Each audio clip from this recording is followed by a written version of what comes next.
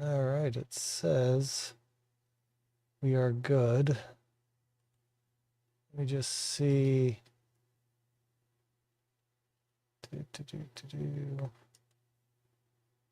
I found that for some reasons I need to go in and. All right, it says that we're live. So we are good to go. So perfect. I can't hear you now. Can't seriously? Oh, there you are. Oh, I okay. was going to say, what a way to start the show off is. There we go. Started off with not being able to hear each other. I know. But yeah, like I said, the topic on my mind is teaching kids there's a right time for everything kind of a topic because like I have to constantly tell my son, hey, there's a time you wrestle, there's a time you fight, there's a time you play, there's a time you have to behave, all this stuff. Sure. And it sounds reasonable, except for when you put it into practice with a little boy, it's like okay, I know he wants to wrestle, he's a little boy, he has a ton of energy, etc., etc.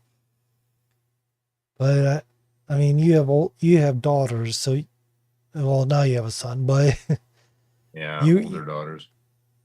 did was it the same thing with the daughters where you had to kind of work on having them understand that there's always a time like for my son I have to be like there's a time when we're going to fight and then there's a time that you're just going to say okay here's what's going on and understand people don't want to wrestle or roughhouse. Hmm. I don't Yeah, know if girls are that way. yeah, yeah. Right. Now's not the time for that, right? I mean, you can just picture yourself as a parent saying that almost ad nauseum, right? And it's like, Right. I think that's with any kid, boy or girl. I mean, obviously I feel like the principles are the same. It's just the problems are a little different, you know. We Yeah. always, with my oldest daughter especially, we always listen to songs and we'll analyze the lyrics. And as soon as you brought this topic up, I thought of "The Gambler" by Kenny Rogers. A He time says to hold them, a time to fold them. yeah, he says you got to know when to hold them, you got to know when to fold them. You got to know when to walk away, and you got to know when to run. And I Yeah. tell you what, man, I even as an adult, man, there's times I still find myself, holding them when I should be folding them, or folding them when I should be holding them. It's like I just feel like it's a constant battle, and trying to teach our kids that is, I mean, it's challenging. We haven't even learned it ourselves. Yeah. So I don't know. I mean, you would think that the logic behind it's pretty straightforward. And, it's like time management, understanding when to do stuff, all this stuff. Again, the concept's simple. It's just putting it into practice is the hard part because I don't know. I mean, I guess, how do you teach your kids something that you're still working on being better at? Because, like, I constantly tell my son, my job is to make you better than me.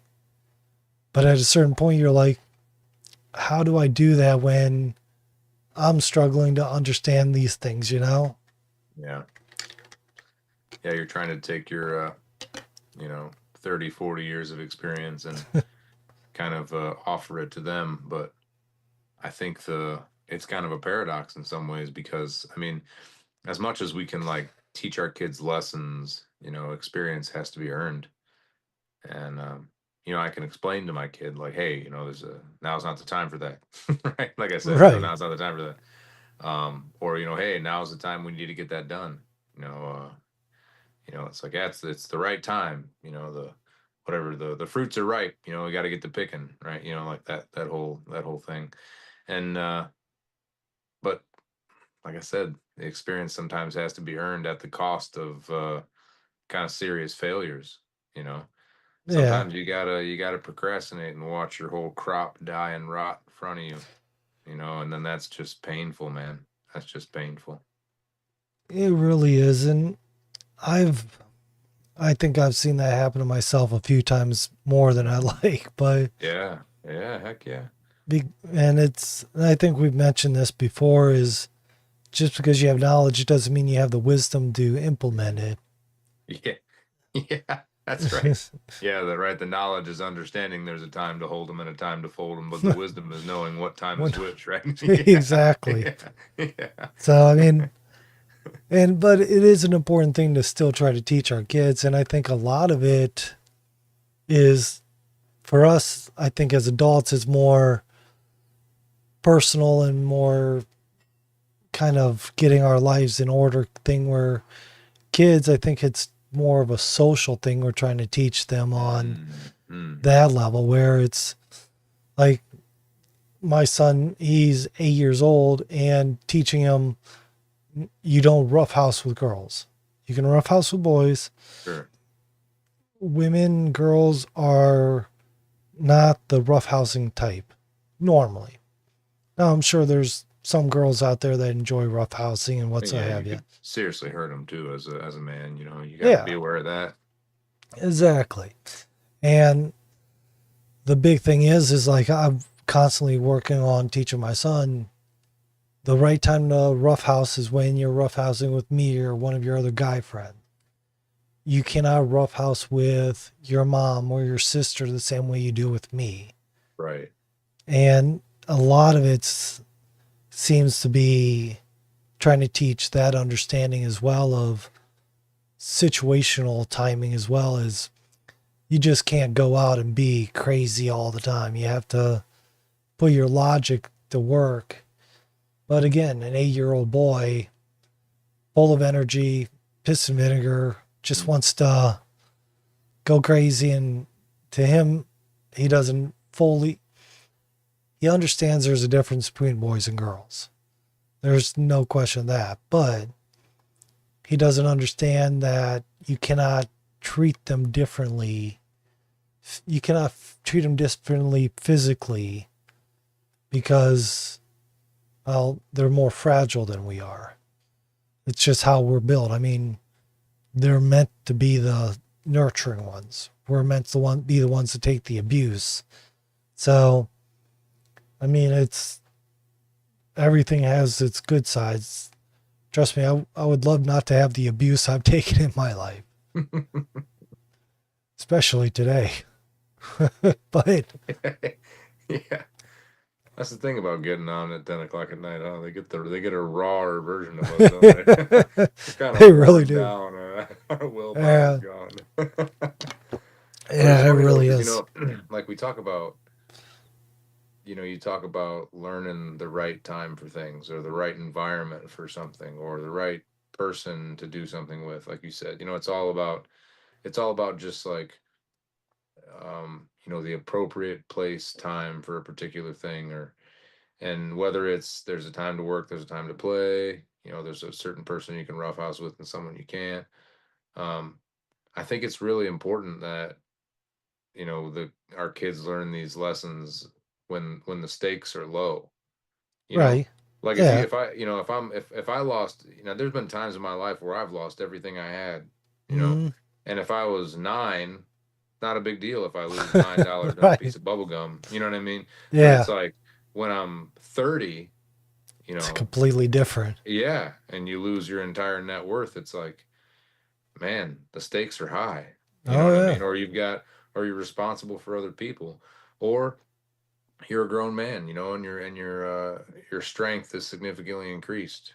And Mm, you haven't learned to regulate yourself when it comes to rough play with women, and you end up hurting somebody. Whereas, right. like you said, when you're nine, it's not a big deal. I mean, yeah, you could hurt, yeah, you could hurt mom, but I mean, you're not gonna do any serious damage, right? I mean, you're Yeah. just a little boy. It's like, You're gonna irritate her, but I don't know. yeah, My son's almost my wife's height at this yeah. point. Well, yeah, I mean, that's a good, I mean, yeah, the difference is obvious, even at a young Right. age. But you see my point, it's like Oh yeah. they got to learn these things when the stakes are low. They So got to let me, fail when all they got to lose is $9. You know what I so mean? oh yeah. Now let me ask you this, because like my daughter, she's only 4, so I'm just at the head of the rodeo. Mm, Like the bull's about to come out of the gate kind of thing with my Yeah. daughter. Yeah. So with this, what did you kind of find difficult with teaching your daughters on understanding timing, understanding there's a right time for this or a right time for that, or things like that? What did you find to be really dealing with your daughters in that sense? Because, and I don't know if it's just my daughter, I can't imagine it, but she has an attitude that, Yeah. and trying to teach her to maintain that attitude properly instead of going nuts with it, I think is a That's a good challenge. example. Yeah, it's like, hey, now's the time. We got to be respectful. I know emotions are high. I get it. The first thing that came to mind when you mentioned that, though, was, you know, another adage, right? I mean, we're just like, this is all just ancient wisdom, but there's a time to laugh, there's a time to cry. You know, Right. you don't want to laugh when you're supposed to be crying, but you don't want to cry when you're supposed to be laughing either. That's a bad situation to be in. And I feel like for young, and I don't know, I'm not a woman, but just Right. witnessing it, witnessing it as my daughters have grown up, um, they just get so emotional sometimes over little things, and it's like, hey man, now's the time to buck up. Like we don't got time to sit here and cry. You know what I mean? Right. It's not the place for that, or this isn't worth all that. You know, that's tough. For my oldest daughter, it was um, whenever she encountered criticism of any kind. Like um, a teacher or something would try to correct her, chastise her about something, or even me or her mother. And it would just she would break down, and it's like, listen, man, now's not the time for that. I'm not gonna attack you. You're not in any danger. You know what I mean? You just gotta listen, try to take it in. You know, but yeah, emotions get high, and I feel like it's hard sometimes for them to regulate that. And maybe that's true for little boys too. I don't know. I mean, my boy's 3 months old. I haven't, I Right. haven't, I don't he know. cries about everything. Oh, yeah. I don't know. I know that my son, he has an emotional side to him. Does he? But yeah. And he's, I think he has a mixture of things going on. One being, and I think we discussed this prior, where he's overly intelligent in Mm, a lot of areas. And with that comes drawbacks in other areas where, like, he has high emotions and mm. he gets worked up about stuff. He holds a grudge like his mother. It's so, and I'm glad she doesn't listen to these things. I guess. I mean, I guess that's the same question for you. Like your boy's how old? I'm sorry, He's 8 years old now. 8. I was gonna say 9. Okay, he's 8. Yeah, So yeah, I mean, same question, right? Like, what things did you find were the most obvious in regards to that? Like things you had to teach him. It's the right time for this, the right time for that. I mean, I know you mentioned roughhousing, but I right. mean, what else did you encounter, man? I'm like right now. A lot of what I'm going through is teaching him to understand that he needs to control his emotions better. And Yeah. Okay. he's, like I said, he is an emotional little boy. And because we homeschool, we're usually around other kids for a little bit. And he does great. He doesn't have a problem with other kids. It's when he gets home alone and all Really? this. Yeah. So out with other kids.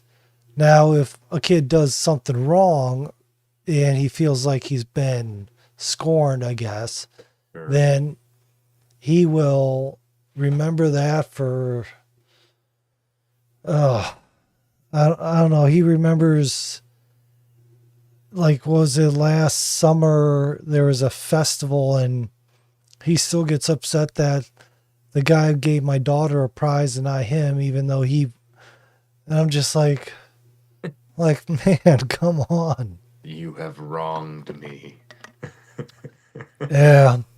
There is So no low that I will not stoop to exact my revenge. he's actually wanting to create animal robots to help him get revenge on the people. I'm like, come on, buddy. It's cool that you want to create animal robots. That concept's cool. It's funny. But but let's do it where you're not attacking people with them. Yeah. So, I think that's normal for a little boy. Like I yeah, mean, it sounds bad, but I think like even when I was a kid, I remember I had toy swords and I wanted to learn ninjutsu. And I was like, I was so serious about it. Like I'd go to the library and I would try to find books on it and all this stuff. And um, this was before the internet, obviously, but right. um, and yeah, just anything I could find. Watching videos or movies, or I used to love. I want to say it's Akira Kurosawa, Seven Samurai. Is that right? It's like an old Okay, black and white film, but sounds familiar. yeah, I forget the director, but I think that's correct. I'm sure someone will tell us if we're wrong, but I, Yeah, but yeah, I just loved it because I just wanted, but but now that I'm thinking back on that, like that time as a kid, and it was all just so I could like, I could be more competent, right? So right. nobody's gonna mess with me. But I think that's what it is. I think it's like a strive for competence, as a young man, and that's a good thing. I think Yeah. that's something we actually want to encourage in our sons. Oh yeah, You I know, do. I mean, uh, I know I want to teach him like for me like letting him roughhouse to build up that mhm. learning how to fight one way or another. I tried not to let him punch as much because he does have a strong punch. Sure, But yeah, the whole thing is I do want to teach him that confidence in his fighting, in standing up, all right, this. I tell him his job is to protect his sister, not beat up on his sister, yeah, things like that. But I think overall, with little boys, like the problem is a lot of times they're going out into the world and they have women. And I'm not trying to downgrade women or anything like this, but for boys, the women see the boys when they're roughhousing all this and just thinking, oh, well, why are they doing this? They're just acting up. And because when they grew up and all this, they grew up with dolls and right. wanting to play nicely and all these things. I do think Where, there's a primal part of them though that just gravitates towards the winner. You know, yeah, well, yeah, yes. But yeah, like, I grew up where my best friend and I remember like an example, we were in a house that he lived in, and I was at the bottom of the stairs and we were doing something. We started throwing things back and forth at each other. And he got a bunch of knives out of his kitchen and started wailing them at me. And, you know, you would sit there and think, almost how, caught a charge. how stupid are you? Yeah. How stupid are you guys? But it's like I think one kind of hit me or nicked me. But it wasn't, they were steak knives. So when you threw them, the handles Yeah, is sure. what, so you got hit by the handles. You didn't get hit Yeah, by, but you still was like, oh, I don't want to get hit. But you were still kind of trying to grab something and throw it back and yeah, all this. And we were young and dumb, but it's that mentality where I don't think I've ever heard a girl tell a story similar to that. I can tell you, I've heard other guys tell me stupid stories like that. Oh, my buddy and I, we did this. And you're like, yeah, how are you alive? yeah. My version of that was I remember being young and having those bottle rockets, Oh, bottle yeah. rockets. We would set them in our hands and like so that we could like aim them, Right. and we'd light them and we'd shoot them at each other. And I mean, One time I burnt the crap out of my ankle. Yeah, well, my buddy burnt the crap out of my ankle. But it's just stupid stuff. But right, it's like tying it back.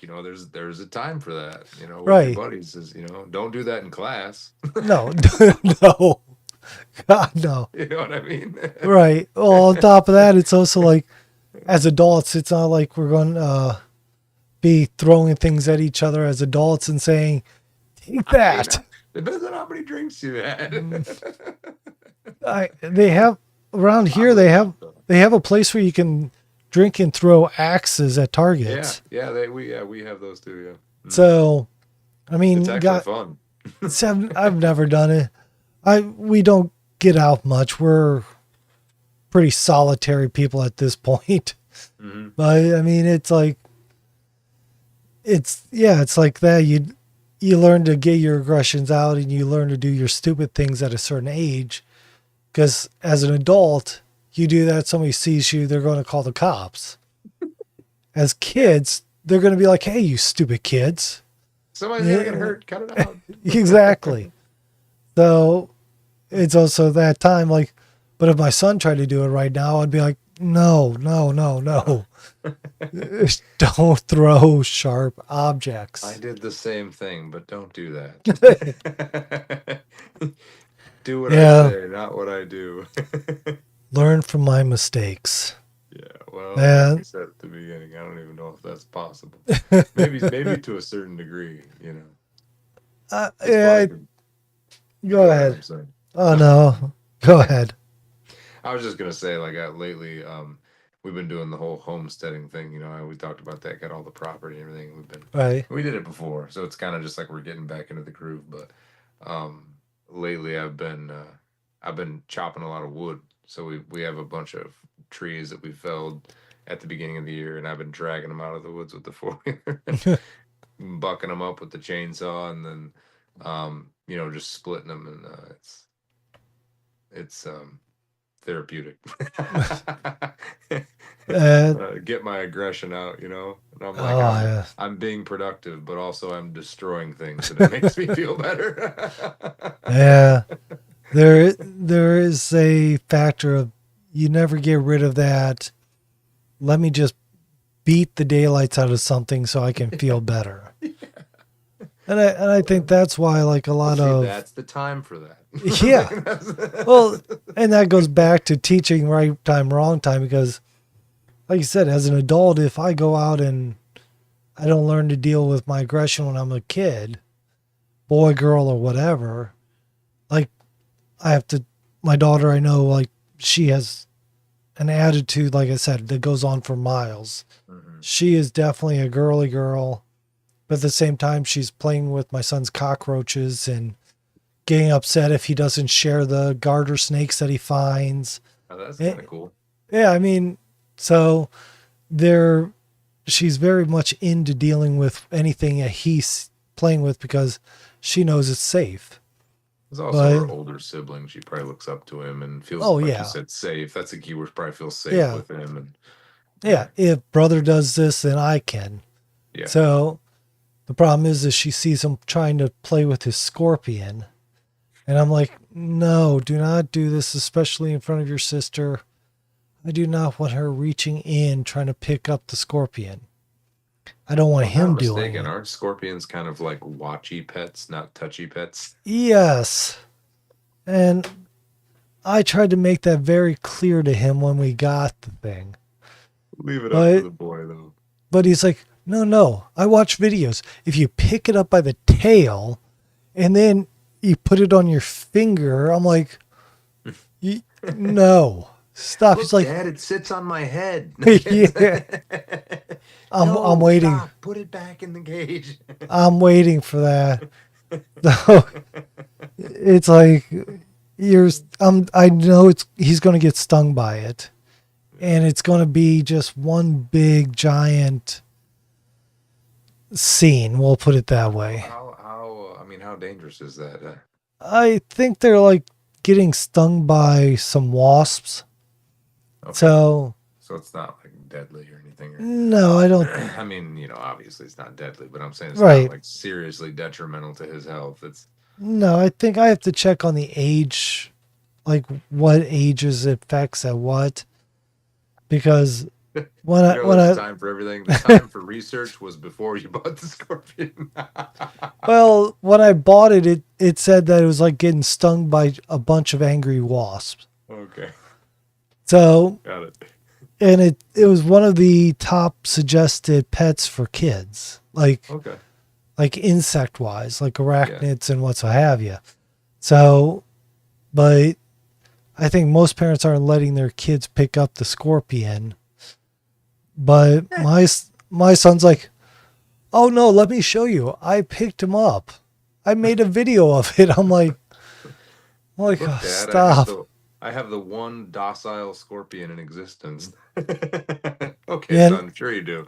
yeah, I weirdly enough just watched a video where a guy raised a hippopotamus, Oh God, and I don't know if people realize this, but they're very they're the aggressive. largest cause of death.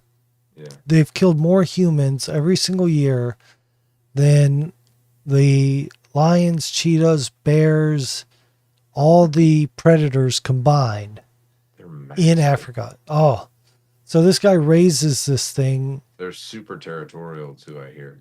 Yeah, so I guess after this guy raised this hippopotamus, the thing just one day snapped, bit him, and dragged him under the water. And it's like, oh man, just Yeah, that's a what? wild animal.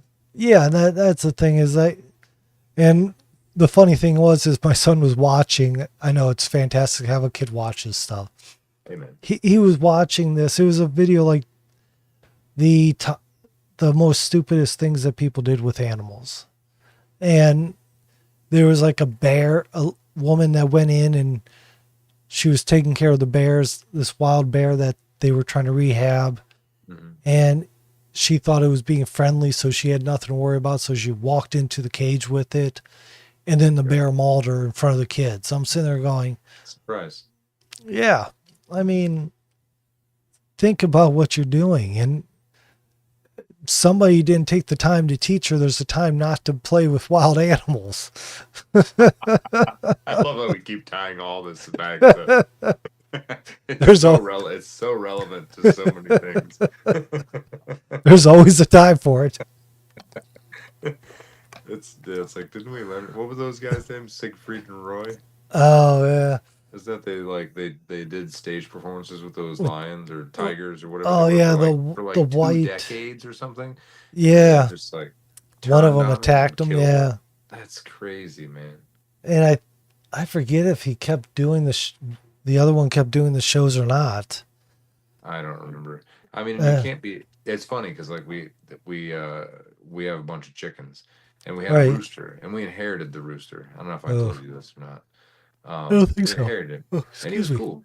First couple of days he was chill. He was just doing his rooster thing, Right. whatever. He'd go in and get the eggs, it's fine.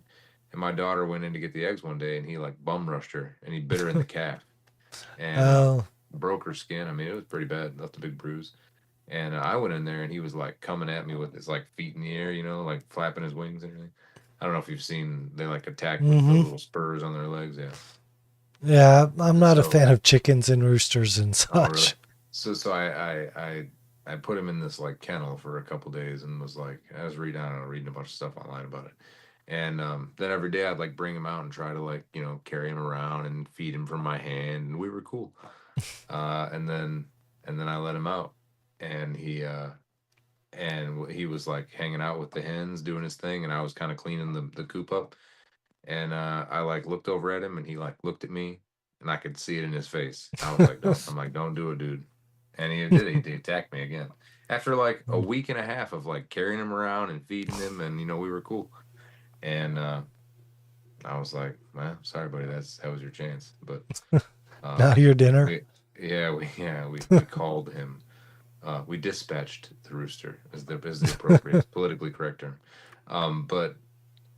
But I mean, like I was like, I kind of feel bad for him, and my one daughter was like, I don't feel bad for him, and I'm like, well, you should.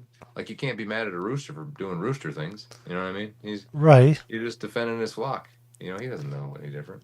It's Exactly. kind of like you said. There's sometimes I mean, just it's a rooster. A rooster's not going to kill me. I mean, I'm not going Right. to turn my back on a tiger. I don't care how tame I think it is. No.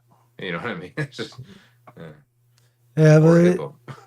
exactly. Or a bear. Yeah, yeah, exactly. There's a time. For- but yeah, I mean it's funny to think about uh, how important it is to actually take the time and energy to try to teach our kids these things, because it like if you don't, they're either going to learn it two ways. Either learning from us telling them, teaching them, and trying to instill it to them so that when they face it, they can figure out how to deal with the situation. I remember Dad told me about this. Yeah, Yeah, or they're going to end up in the situation like I did a lot of times. And, you know, for me, a lot of it was his, my growing up, I had like my mom, who was a goody two shoes, never grew up, never really did anything wrong, was always very well behaved, all this. My biological dad, he was a pothead, a partier, all this, but by the time I got old enough, he always denied he did anything of it. And his friends got drunk and told me all sorts of stories. I'm sitting there going, yeah. So, so for me, a lot of the things I learned was through the school of hard knocks by going out and, all right, well, I'm going to do this. And people going, hey, I got this. No, that's a little more than I'm willing to try. Things like that, just taking those steps and trying to get everything figured out on my own. And it might have been easier if I had somebody that says, hey, there's going to be a time that you're going to smoke pot. It's going to make you feel good. You just have to figure out how you're going to handle it, et cetera, et cetera. Because I think a lot of people, they try to hide that there's that chance of happening. And like my son, I don't know if he'll ever touch it. I don't know why this chair, I need to throw this thing in the trash. But there's a time to buy a new chair. There's a time. that time is coming too. But I think a lot of it comes down to is if you don't, like I said, I like me as an example, I obviously haven't learned when the right time to buy a chair is. But if you grow up without having somebody there to teach you the how to deal with stuff accordingly, hey, when this time comes, you're going to have to make your decision. Is this the time I want to do this? Am I safe in this place? It's so on and so on. I explained this to my daughter, and she gets it. Interestingly enough, she's 15, but I tell her, like, listen, there's degrees of consequences. Like some Mm-hmm. consequences, it's not that big a deal. Other consequences, it could be the last time you ever experience a consequence. Mm-hmm. And so I told her, I was like, there's two types of educational situations. Um, there's burning your hand on the stove. It's not going to kill you. It's going to hurt. It's going to Right. take a while to heal. But the best way, maybe, to learn not to touch a hot stove is to burn the shit out of your hand. You know what I Yeah. mean? But there's also the playing in the street type of lesson, Getting ran and over by the car and yeah, it might be the last time you play in the street, and as a mm-hmm. dad, I kind of have to differentiate. It's like, is this a hot stove or is this a playing in the street? I Yeah. can't let you play in the street. I'm Right. sorry. No matter what, no matter how upset you get about it, if this to me seems like a playing in the street type lesson, I can't let that happen. Yeah. You know, um, and and and that's tough, I think, for kids to understand because they don't always recognize the playing in the street type of lesson. And as a parent, we have to because it means it's life or death. Yeah. Or serious psychological or physical detriment. Right. Well, I mean, even going back to like the drug use, Yeah, when I was growing up, yeah, yeah. I mean, if I got a joint off somebody and smoked a joint, I knew that 90% of the time it was just marijuana, you Mm. know? Now you don't know what all they're mixing in with it. That's true. Yeah, that's true. The fentanyl and stuff. I mean, you Yeah. get it at a dispensary or something. It's in a state where it's legal. Marijuana might be a hot stove. Depends. Well, that's the thing Depends. is, Now heroin, depends. that's a plane in the street. Oh, you know. yes. Yeah. But see, that's the thing is, you do the hot stove with, say, they get at a dispensary, right? Sure. Okay. So it's a hot stove. They burnt their hand. It's not as bad as they thought, etc., I see. etc. I see. Yeah, yeah. So then Matter they're of fact, out. kind of feels good. You know what Yeah. I mean? Yeah, So then they're out with friends. I do get you. Yeah. And then it's like, yeah, it's one of those that it's a lot of drugs are this way where it's the first time it's feels good, all this. And especially, like I said, with today, they're throwing so much stuff in there.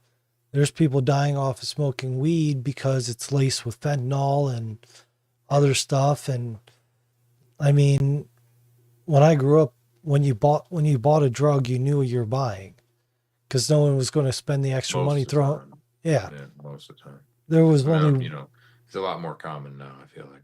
yeah. I mean, there was one time that somebody put something in one of my joints, and let's just say he wasn't smiling for quite some time afterwards. But it's one of those things that you hot stove what might seem like a hot stove topic Yeah. because I can tell my kids, yeah, I used to do it when I was a kid. Like I just had a conversation with my son.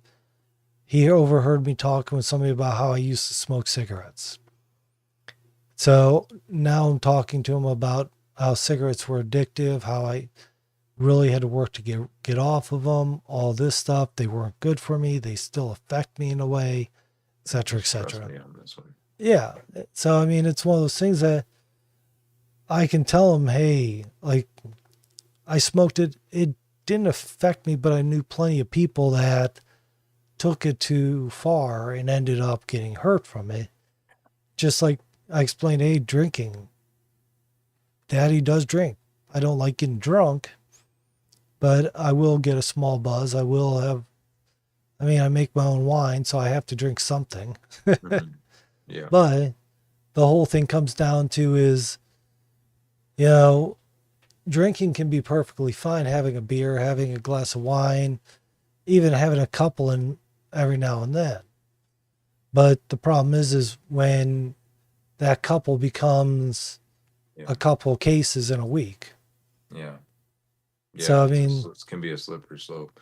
I know with me, I've never had a problem moderating my alcohol intake. That's never been an issue, but I don't have that same relationship with marijuana. I don't use marijuana anymore, but when I have a pretty I've tried to mhm, use it in moderation over the years, and it's never been successful. I just don't have a good relationship with that drug. It just right, is a dark hole for me. And it's interesting because this has been my experience, and I don't know what other people's experience are, but um, it makes you happy, hungry, horny, sleepy, right? mhm, Um, paranoid, but you know, but when you stop, especially if you do it all the time, you stop. right, It makes you angry. You lose your appetite. You can't fall asleep. You know what I mean? You can't get it yeah, up. It's like it just completely. It's like the 180. It's like the cure that causes the illness. You know what I mean? yeah. Um, that was my experience with it. And that's why I choose not to anymore. But See, for uh, me, I had a decent relationship with, I'd say, because I never allowed myself to go.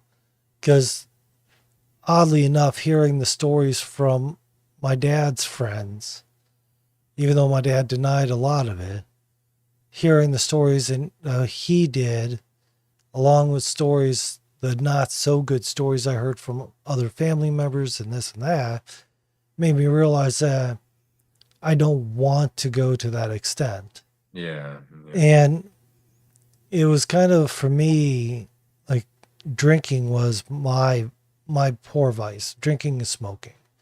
My earlier years, oh, I would pound them, I would party, all this. My and I think a lot of that for me was more dealing with something that I just didn't want to deal with. yeah, And yeah. It's a band-aid. yeah, and once I learned to deal with getting through that issue I was dealing with, then for me it kind of lessened. And then I got married, and after I got married, it went way down. Yeah, And then after having kids, it's like, that's how you know you married the right woman. you have kids. No, no, the fact that your drinking went down and not up. Oh yeah, I'll say my wife and I do have arguments, and Yeah. Sometimes I wonder if I need to check her into a mental hospital, but She thinks the same thing about you, trust me. well, I think sometimes she wonders if she needs to bury me in the ground, to be honest with you.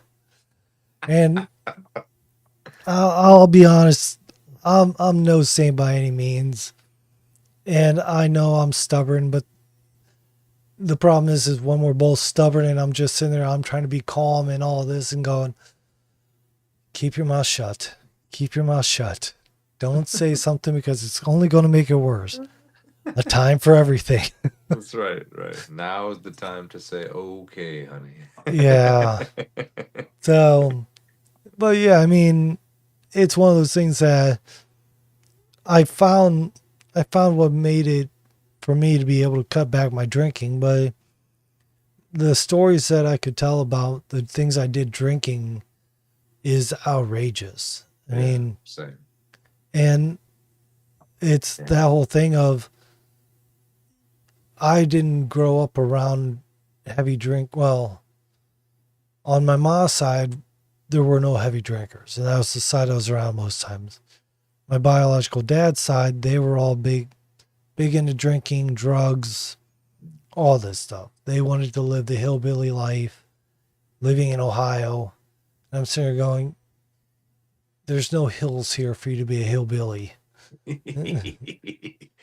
So, You can be a flatland Billy. You can't be eh, a yeah, so, but overall, it was just, I didn't learn a lot of the stuff until I got older of how to, because I could control myself when I was at work, but I never thought I really had an issue because to me it wasn't an issue until I looked back and saw what I really was.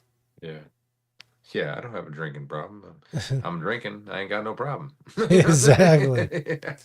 Yeah, I think I think the question for me is like, is it like I said at the beginning, is it even possible to teach our kids this stuff, or does life have to teach our kids this stuff? And you know what? I mean, my resolution to that is I got to try. Even Yeah. if I can't, I mean, you got to try as a parent. That's your job. And I think the statistics tell us it's possible, right? Because children that grow up in stable, loving households with a mother and a father fare significantly better Yeah. than the alternative, and that has to be you know a product of that genetic knowledge. Not Yeah. not literally genetic, but you know what I mean, like knowledge that we pass on to our children. I think so. When they see a happy family, happy, positive environment, they're more apt to learn Like, man, all I've this always stuff. I've always trusted Dad. Dad's never lied to me. He's never hurt me. I've always felt safe around him, and he's telling me that I don't want to do this. Right. Like, is it really worth the risk? Like, he's been right a lot. You know, I it's won't like, tell them, but yes. yeah, exactly. I'll never admit that, but yeah, yeah, Yeah. Just like my wife. yeah, yeah. I don't know. Your kids and your No, man. wife never tell you you're right, but Speaking of there being a time, I think this is the time for me to go spend time with my wife. So, yeah, and I got to get some sleep. yeah, Like I man. said, I've been having a interesting time to say the least. So Yeah. how about we say goodbye? Where do people find you if they want to reach out to you? Yeah, man, on Twitter, X, X. at earn her respect. Um, I just things have been crazy, but I do have every intention of being more active there here in the coming months. So yeah. But in the Uh, meantime, I'll be here having these conversations with you and loving every minute of it. So beautiful. And then, of course, Call with Dads. We're on YouTube, obviously, if you're watching the live stream, which it looks like no one at this point is watching the live stream. We're trying to do the live streams around 10 o'clock every Monday night. It's going to be just as soon as we get on, we start talking. So you can come subscribe to our YouTube channel, tell people. You can ask questions if you have them, so on and so on. And then, of course, YouTube, or not Rumble anymore. YouTube, we're on about every audio that you can find. Facebook, and of course, callwithdads.com. So you can go find us. If you have questions, reach out. I'm happy to talk with you. I'm happy to get whoever in our group is going to be the best person for you to talk with. We're all here. We're all happy to do what we can. But with that, I appreciate everyone. And Tom, we'll talk soon. Yeah, brother. I look forward to it. Thanks, man. I'll talk to you later. Talk to you.